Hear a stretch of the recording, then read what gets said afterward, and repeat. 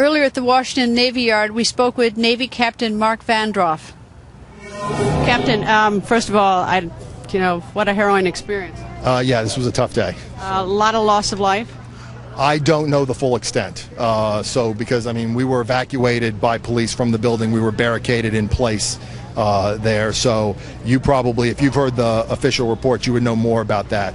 I do know from colleagues, I did not see any casualties when they evacuated us from the building, but I talked to colleagues later, and I don't want to give any names because that'll come through official channels, but I know that I lost a friend today. I know a colleague of mine told me that a mutual friend of ours, someone I had served in the Pentagon with before, was one of the victims. So, where were you when this happened? Was your first inkling that something was very wrong? So I was in the conference room next to my office. A very normal morning. I had an 8 o'clock meeting with members of my staff to go over presentations that we were going to give later on to Navy leadership about my program. And we heard a loud noise, and we kind of looked at each other. It's like, that's odd, and then we didn't think anything of it.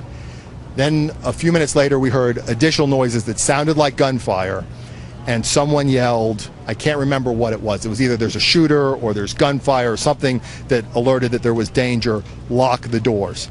And the conference room that I was in, there's an exterior, the main passageway, there were doors between the main passageway to the office building, to the office area where people's offices and cubes were, and then there was another door to the conference room. So someone and I don't know who, some unsung hero, but who works for me, locked the exterior doors. So we were locked into that area, and then everybody went into either interior offices or that conference room and barricaded ourselves in. We were there. That happened sometime between 8 and 8:30. A little while later, we heard a very loud gunshot and looked up and saw that there were bullet holes in the conference room wall above us. We stayed on the floor.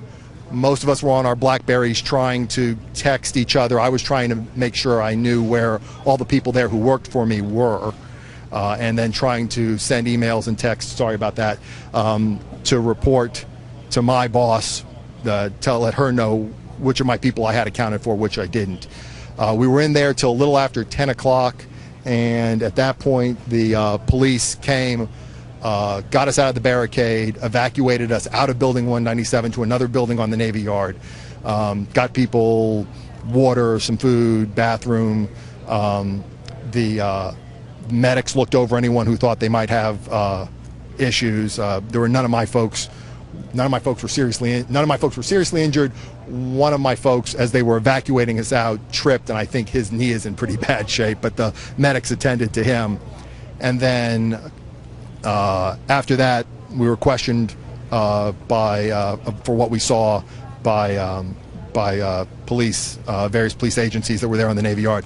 They then held us till fairly recently in a secure room on another part of the yard, and then they said it was all clear and we could leave the yard. I did not see the shooter, and I did not see or hear anything that I would have thought was the shooter other than the gunshots. How were the people who you were with responding to what was going on? I was very proud of my folks. I would say that there was fear, and I was reasonably scared myself, but there was not panic. A lot of us, people got on their BlackBerrys, they tried to find out who was where, they tried to report that, we were texting each other, and there was a fair amount of, I'd say we managed to avoid panic until the police came and got us. How do you get into that facility? Do you have to I have no idea. I have to ask someone else. Since I was barricaded, I have no idea how he could have gotten in. But how does one get into it? What do you have to do to get in every morning? The normal way that we would get into that facility is our credentials are computer coded. The front door is got an armed guard. You go past the armed guard to a kiosk where you present your credentials. The computer checks to see if you're authorized to be in the building, and then you get a green light and walk on through. What if I'm visiting you and I'm not military? How do I get in to see you? There's a visitor center before where the armed guard is. You would go to the visitor center, call my office, I would come down, I would sign you in, you would get a visitor badge, and then I would then escort you around the building. But if you were scheduled for a visit. But no one gets into that building that isn't either escorted or isn't cleared in with a credential that they're supposed to be in there. Other than security, does anyone armed inside that building? The only people I know of that are in there are either the security, and so there's building security that is armed, And to the best of my knowledge, the Naval Criminal Investigative Service has on-site officers there that assist the Naval Sea Systems Command. There are reps. I believe they keep their sidearm with them when they're at work. You know, it's really tough to think. So everyone who's in there is either security or some form of law enforcement who would be normally armed in the building. You know, it's really tough to think that a military facility, we've seen it before, Sure. but of all places to sort of penetrate and to kill is just extraordinary. You said it. So I mean, I have nothing more to add to that. It's still a little shocking.